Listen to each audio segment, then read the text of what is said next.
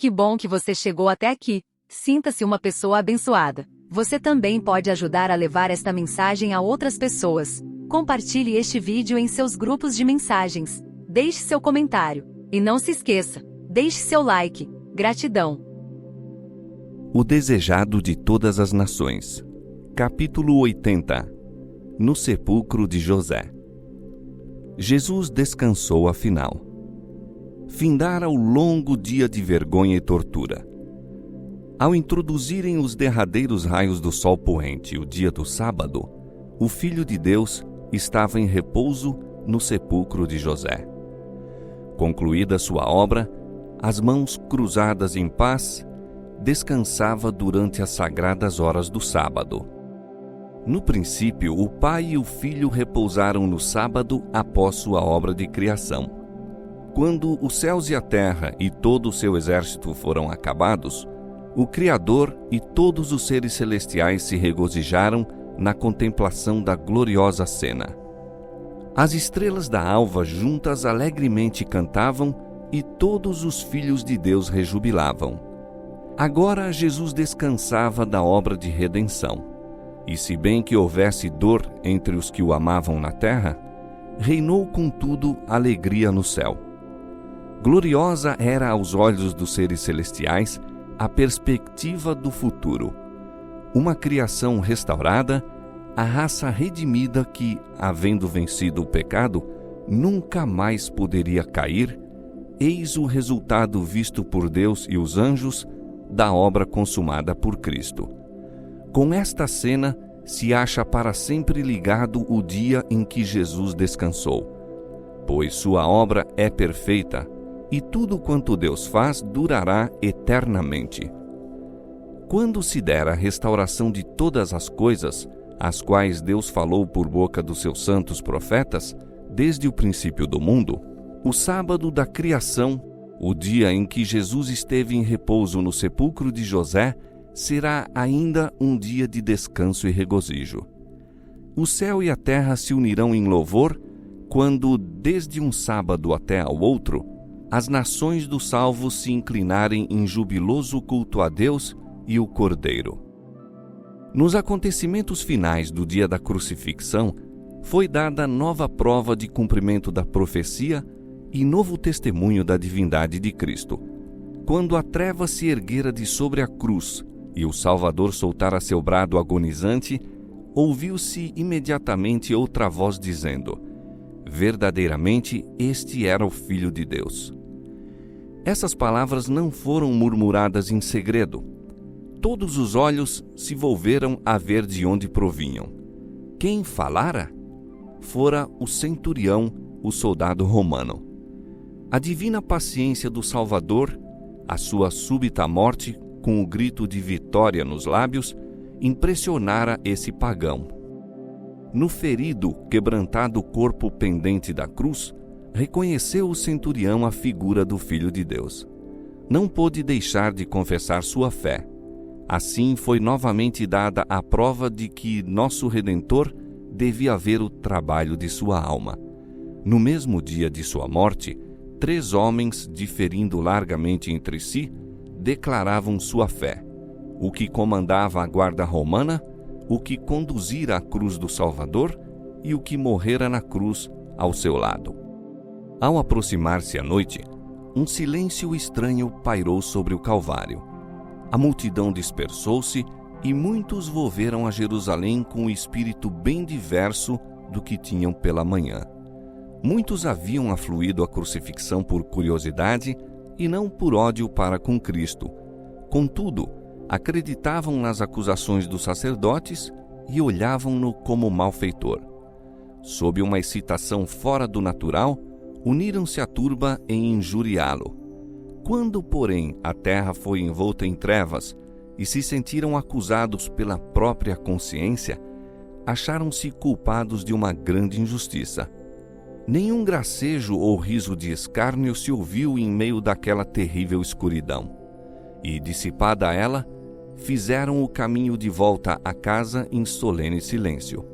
Estavam convencidos de que as acusações dos sacerdotes eram falsas, de que Jesus não era nenhum impostor.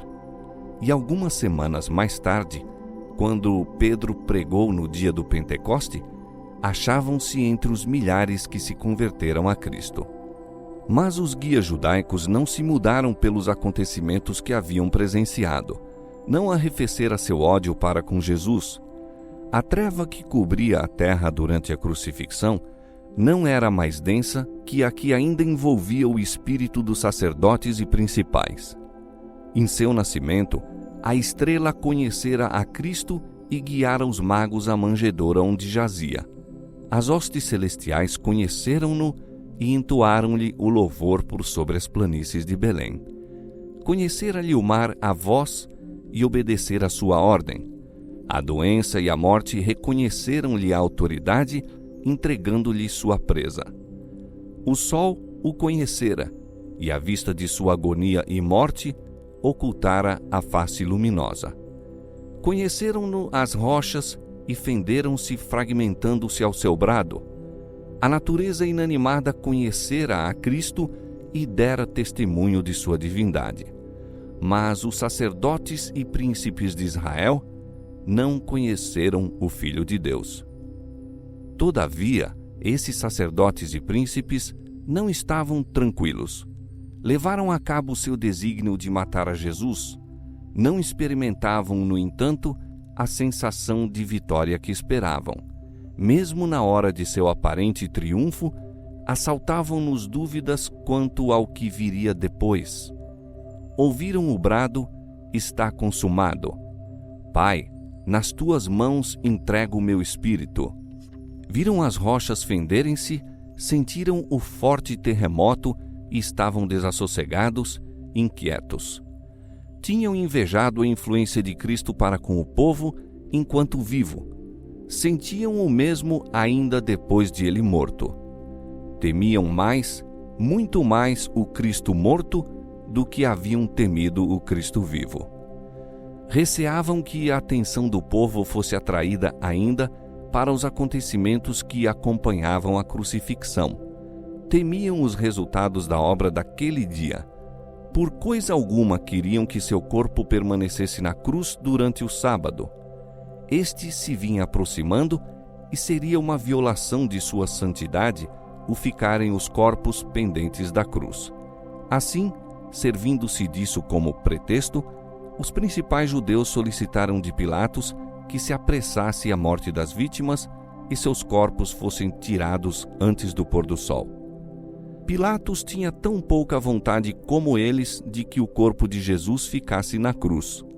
Obtido seu consentimento, quebraram as pernas dos 2 ladrões para lhes apressar a morte, mas verificaram estar Jesus já morto. Os rudes soldados abrandaram-se pelo que ouviram e testemunharam de Cristo e abstiveram-se de lhe quebrar os membros. Assim, na oferta do Cordeiro de Deus, cumpriu-se a lei da Páscoa. Dela nada deixarão até amanhã, e dela não quebrarão osso algum, segundo todo o estatuto da Páscoa a celebrarão. Os sacerdotes e principais surpreenderam-se ao verificar que Jesus já estava morto. A morte pela cruz constituía processo vagaroso. Difícil era determinar quando cessara a vida. Nunca se ouvira que alguém morrera dentro de 6 horas de crucifixão. Os sacerdotes desejavam certificar-se da morte de Jesus e, por sugestão deles, um soldado atirou uma lança ao lado do Salvador. Da ferida assim feita, saíram 2 copiosas e distintas correntes, uma de sangue, outra de água. Isso foi observado por todos os espectadores e João declara a ocorrência de maneira bem positiva.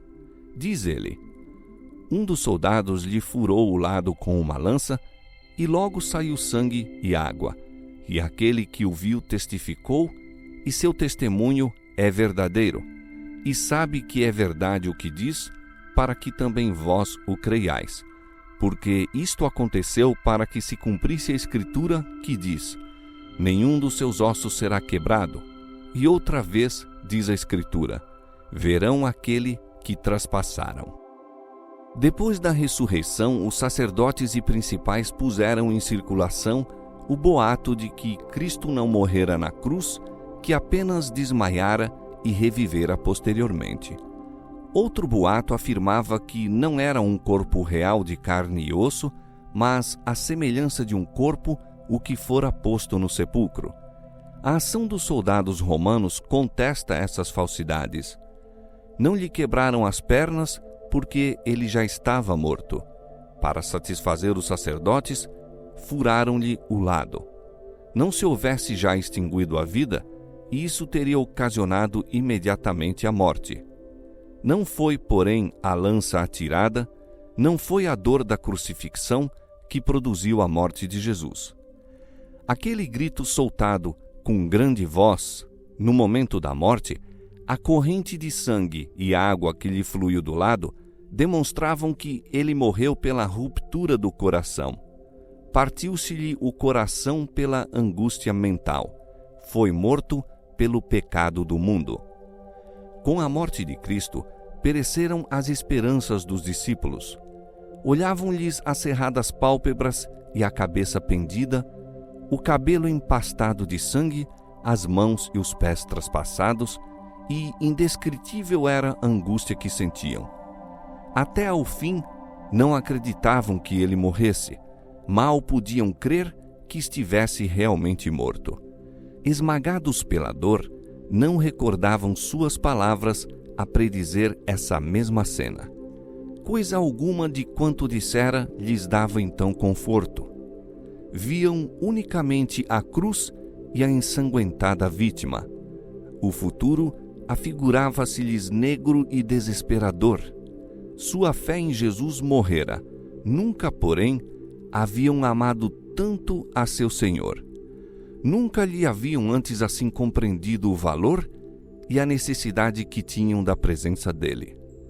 Mesmo morto, o corpo de Cristo era muito precioso aos discípulos. Anelavam fazer-lhe honroso sepultamento, mas não sabiam como o haviam de realizar. O crime que dera lugar à condenação de Cristo era traição ao governo romano, e as pessoas mortas por essa ofensa deviam ser sepultadas num terreno especialmente provido para os criminosos. O discípulo João e as mulheres da Galileia haviam permanecido ao pé da cruz. Não podiam deixar o corpo de seu Senhor nas insensíveis mãos dos soldados e enterrado numa desonrosa sepultura. No entanto, não o podiam impedir. Não lhes era possível obter favores das autoridades judaicas e nenhuma influência tinham junto de Pilatos. Nessa emergência, José de Arimateia e Nicodemos vieram em auxílio dos discípulos. Ambos eram membros do Sinédrio e tinham relações com Pilatos. Ambos, ricos e influentes, decidiram que o corpo de Jesus teria sepultamento condigno. José foi ousadamente a Pilatos e pediu-lhe o corpo de Jesus. Pela primeira vez, ouviu Pilatos que Jesus estava, na verdade, morto. Contraditórias notícias haviam-lhe chegado aos ouvidos quanto aos acontecimentos concernentes à crucifixão, mas ocultaram-lhe propositalmente a morte de Cristo. Pilatos fora prevenido pelos sacerdotes e principais contra algum engano da parte dos discípulos de Jesus em relação ao seu corpo. Ouvindo o pedido de José, mandou, portanto, chamar o centurião de serviço junto à cruz e soube com certeza da morte de Cristo. Dele colheu também a narração das cenas do Calvário, confirmando o testemunho de José. O pedido de José foi satisfeito. Enquanto João estava aflito quanto ao enterramento do Mestre, voltou ele com a ordem de Pilatos acerca do corpo de Cristo, e Nicodemos chegou, trazendo uma custosa mistura de mirra e aloés, de cerca de 100 libras de peso, para seu embalsamento. Ao mais honrado em Jerusalém, não se poderia haver demonstrado mais respeito na morte. Os discípulos surpreenderam-se de ver esses ricos príncipes tão interessados como eles próprios no sepultamento do Senhor. Nem José nem Nicodemos haviam aceito abertamente o Salvador enquanto vivera. Sabiam que esse passo os excluiria do Sinédrio e esperavam protegê-lo por sua influência nos conselhos. Por algum tempo, pareceu haverem sido bem-sucedidos, mas os astutos sacerdotes, vendo como favoreciam a Cristo, embargaram-lhes os planos. Em sua ausência, fora Jesus condenado e entregue para ser crucificado. Agora que estava morto, não mais ocultaram sua afeição para com ele. Enquanto os discípulos temiam mostrar-se abertamente como seus seguidores, José e Nicodemos foram ousadamente em seu auxílio. O concurso desses homens ricos e honrados era muito oportuno. Era-lhes dado fazer pelo mestre morto o que se tornava impossível aos pobres discípulos, e sua riqueza e influência os protegia, em grande parte, da malignidade dos sacerdotes e principais. Delicada e reverentemente, removeram eles do madeiro com as próprias mãos o corpo de Jesus. Corriam-lhes lágrimas de compaixão ao contemplarem-lhe o ferido e lacerado corpo. José possuía um sepulcro novo, talhado numa rocha. Reservava-o para si mesmo, mas ficava próximo do Calvário e preparou-o então para Jesus. O corpo, com as especiarias trazidas por Nicodemos, foi cuidadosamente envolto num lençol de linho e o Redentor levado à sepultura. Aí os 3 discípulos compuseram-lhe os mutilados membros e cruzaram-lhe as mãos feridas sobre o inanimado peito. As mulheres galileias foram ver se fizera tudo quanto se podia fazer pelo corpo sem vida do amado mestre. Viram então que fora rolada a pesada pedra para a entrada do sepulcro e o Salvador deixado a repousar. As mulheres foram as últimas ao pé da cruz e as últimas também a deixar o sepulcro. Enquanto baixavam as sombras da noite, Maria Madalena e as outras Marias demoravam-se ainda em torno do lugar em que descansava o Senhor, derramando lágrimas de dor pela sorte daquele a quem amavam. E voltando elas, no sábado repousaram conforme o mandamento. Aquele seria um inesquecível sábado para os tristes discípulos e também para os sacerdotes, os príncipes, os escribas e o povo.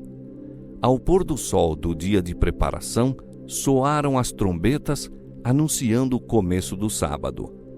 A Páscoa foi observada como fora por séculos, ao passo que aquele a quem ela apontava havia sido morto por mãos ímpias e jazia no sepulcro de José. No sábado, os átrios do templo encheram-se de adoradores. O sumo sacerdote, vindo do Gólgota, ali estava, esplendidamente vestido com os trajes sacerdotais. Sacerdotes de alvos turbantes, em plena atividade, cumpriam seus deveres. Mas alguns dos presentes não se achavam tranquilos ao oferecer-se pelo pecado o sangue de bezerros e bodes. Não estavam conscientes de que o tipo encontrara o antítipo, de que um infinito sacrifício fora feito pelos pecados do mundo. Não sabiam que não mais havia valor no desempenho do serviço ritual, mas nunca dantes fora aquele serviço testemunhado com tão contraditórios sentimentos. As trombetas e os instrumentos de música, bem como as vozes dos cantores, eram tão altos e claros como de costume, mas dir-se-ia estar tudo possuído de um sentimento de estranheza. Um após outro indagava de um singular acontecimento que ocorrera. Até então, o Santíssimo fora guardado impenetrável, mas agora se achava exposto aos olhares de todos. O pesado véu de tapeçaria, feito de puro linho e belamente trabalhado em ouro, escarlate e púrpura, fora rasgado de alto a baixo. O lugar em que Jeová se encontrara com o sumo sacerdote para comunicar sua glória, o lugar que fora a sagrada câmara de audiência de Deus, jazia aberto a todos os olhos, não mais reconhecido pelo Senhor. Com sombrios pressentimentos ministravam os sacerdotes diante do altar. O haver sido exposto o sagrado mistério do lugar santíssimo os enchia de medo de uma calamidade por vir. Muitos espíritos ocupavam-se com pensamentos despertados pela cena do Calvário. Da crucifixão à ressurreição, muitos olhos insones estiveram constantemente examinando as profecias, alguns para compreender o inteiro significado da festa que então celebravam, outros para procurar provas de que Jesus não era aquilo que pretendia. Outros ainda, corações tristes, buscavam testemunho de que ele era o verdadeiro Messias. Embora indagassem levados por diferentes motivos, convenceram-se todos da mesma verdade, que se cumprira a profecia dos acontecimentos dos últimos dias e que o crucificado era o Redentor do mundo. Muitos que naquela ocasião tomaram parte do serviço nunca mais se uniram aos ritos pascuais. Muitos, mesmo dentre os sacerdotes, ficaram convencidos do verdadeiro caráter de Jesus. Suas investigações das profecias não foram em vão e depois de sua ressurreição reconheceram-no como o Filho de Deus. Nicodemos, ao ver Cristo erguido na cruz, lembrou-se das palavras que ele proferira à noite no Monte das Oliveiras. Como Moisés levantou a serpente no deserto, assim importa que o Filho do Homem seja levantado, para que todo aquele que nele crê não pereça, mas tenha a vida eterna. Naquele sábado, enquanto Jesus se achava no sepulcro, Nicodemos teve ensejo de refletir. Uma luz mais clara iluminou-lhe o espírito e as palavras que Jesus lhe dirigira não continuaram mais um mistério para ele. Sentiu haver perdido muito por não se ter ligado ao Salvador enquanto vivera. Recordou então os acontecimentos do Calvário, a súplica de Cristo por seus assassinos e a resposta que dera ao pedido do ladrão moribundo tocaram a alma do douto membro do conselho. Contemplou de novo o Salvador em sua agonia. Tornou a ouvir o derradeiro grito, está consumado, proferido como palavras de um vencedor. Viu novamente a terra cambaleando, os céus entenebrecidos, o véu rasgado, as rochas fendidas, e sua fé para sempre se estabeleceu. O mesmo acontecimento que destruiu a esperança dos discípulos convenceu José e Nicodemos da divindade de Jesus. Seus temores foram vencidos pela coragem de uma firme, inabalável fé. Nunca Cristo atraíra a atenção do povo como agora que jazia no túmulo. Como de costume, levaram os doentes e sofredores para os átrios do templo, indagando: quem nos pode informar acerca de Jesus de Nazaré? Muitos vieram de longe para encontrar aquele que curava os enfermos e ressuscitava os mortos. De todos os lados ouvia-se o clamor: queremos Cristo, o médico. Nessa ocasião, examinavam os sacerdotes os suspeitos de lepra. Muitos eram forçados a ouvir seu marido, sua esposa ou filhos serem declarados leprosos e condenados a sair do abrigo de seu lar e de sob o cuidado dos queridos, para divertir os estranhos com um lamentoso grito: imundo, imundo! As mãos amigas de Jesus de Nazaré, que nunca se recusaram ao toque comunicador de cura ao repugnante leproso, achavam-se cruzadas sobre o próprio peito. Os lábios que lhes respondiam às petições com as confortadoras palavras: quero, ser limpo, estavam agora mudos. Muitos apelavam para os principais dos sacerdotes e os príncipes em busca de simpatia e auxílio, mas em vão. Aparentemente, estavam decididos a ter outra vez entre si o Cristo vivo. Com persistente ansiedade, indagavam por ele.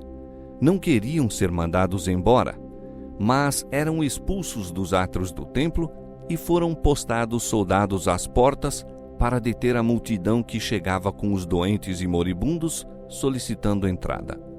Os sofredores que tinham ido para ser curados pelo Salvador sucumbiam ante a decepção. As ruas estavam cheias de lamentos. Os doentes pereciam à míngua do toque vivificante de Jesus. médicos eram consultados em vão. Não havia eficiência como a daquele que jazia no túmulo de José. Os lamentos dos que sofriam levaram a milhares à convicção de que se fora do mundo uma grande luz. Sem Cristo, a terra era sombra e escuridão. Muitos daqueles cuja voz havia avolumado o grito de crucifica-o, crucifica-o, compreendiam agora a calamidade que lhe sobreviera e teriam com igual veemência clamado: dá-nos Jesus, houvesse ele estado ainda vivo. Quando o povo soube que Jesus fora morto pelos sacerdotes, fez indagações quanto à sua morte. Os pormenores de seu julgamento foram o mais possível conservados em segredo, mas durante o tempo em que ele permaneceu no sepulcro, seu nome andava em milhares de lábios e notícias de seu irrisório julgamento e da desumanidade dos sacerdotes e principais circulavam por toda a parte. Por homens de inteligência, foram esses sacerdotes e príncipes convidados a explicar as profecias do Velho Testamento a respeito do Messias, e enquanto procuravam forjar qualquer falsidade em resposta, ficaram como loucos. As profecias que indicavam os sofrimentos e a morte de Cristo não podiam explicar, e muitos indagadores se convenceram de que as Escrituras se haviam cumprido. A vingança que os sacerdotes julgaram seria tão doce, já lhes era amarga. Sabiam que estavam enfrentando a severa censura do povo e que os próprios a que influenciaram contra Jesus se sentiam agora horrorizados com a vergonhosa obra que haviam feito. Esses sacerdotes procuraram crer que Jesus era enganador, mas em vão. Alguns deles estiveram ao pé da sepultura de Lázaro e viram o morto chamado novamente à vida. Tremeram de temor de que Cristo ressuscitasse por sua vez e tornasse a aparecer diante deles. Haviam-no ouvido declarar que tinha poder para dar sua vida e para tornar a tomá-la. Lembravam-se de que dissera: derribai este templo e em 3 dias o levantarei. Judas declarara-lhes as palavras ditas por ele aos discípulos durante a última viagem para Jerusalém: eis que vamos para Jerusalém, e o Filho do Homem será entregue aos príncipes dos sacerdotes e aos escribas, e condená-lo-ão à morte, e o entregarão aos gentios para que dele escarneçam, e o açoitem e crucifiquem, e ao 3º dia ressuscitará. Ao ouvirem essas palavras, zombaram e ridicularizaram. Agora, porém, se lembravam de que até ali se haviam cumprido as predições de Cristo. Afirmara que ressuscitaria ao 3º dia, e quem poderia dizer que isso também não se cumpriria? Desejavam expulsar esses pensamentos, mas não o podiam. Como seu pai, o diabo, creram e tremeram. Agora que passara o frenesi da excitação, a imagem de Cristo, malgrado seu, acudia-lhes sempre ao espírito. Viam-no sereno e sem um queixume perante os inimigos, sofrendo sem murmurar as zombarias e maus tratos. Ocorriam-lhes todos os acontecimentos de seu julgamento e crucifixão com uma empolgante convicção de que ele era o Filho de Deus. Pensavam que poderia a qualquer momento apresentar-se diante deles o acusado tornando-se acusador, o condenado a condenar, o morto a exigir justiça na morte de seus assassinos. Pouco puderam repousar no sábado. Embora não transpusessem o limiar de um gentil por temor da contaminação, tiveram, no entanto, um conselho quanto ao corpo de Cristo. A morte e o sepulcro deviam guardar aquele a quem crucificaram. Reuniram-se os príncipes dos sacerdotes em casa de Pilatos, dizendo: Senhor, lembramo-nos de que aquele enganador, vivendo ainda, disse: depois de 3 dias ressuscitarei. Manda, pois, que o sepulcro seja guardado com segurança até o 3º dia. Não se dê o caso que os seus discípulos vão de noite e o furtem e digam ao povo: ressuscitou dos mortos. E assim, o último erro será pior do que o primeiro.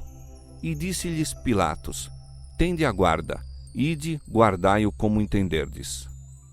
Os sacerdotes deram ordens para ser guardado o sepulcro. Uma grande pedra fora colocada diante da entrada.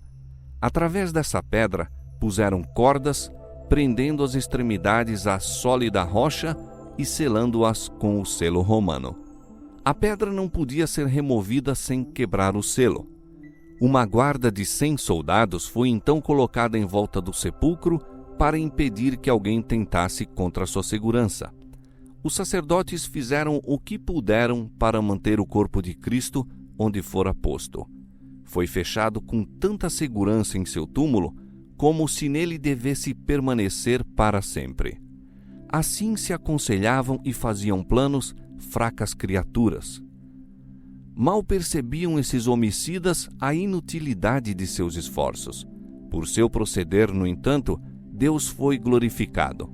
Os próprios esforços feitos para impedir a ressurreição de Cristo são os mais convincentes argumentos em prová-la. Quanto maior o número de soldados colocados ao redor do sepulcro, tanto mais vigoroso o testemunho de que ele ressurgira.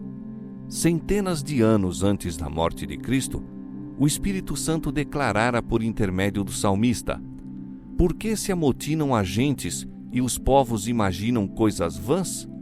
Os reis da terra se levantam e os príncipes juntos se mancomunam contra o Senhor e contra o seu ungido. Aquele que habita no céu se rirá. O Senhor zombará deles.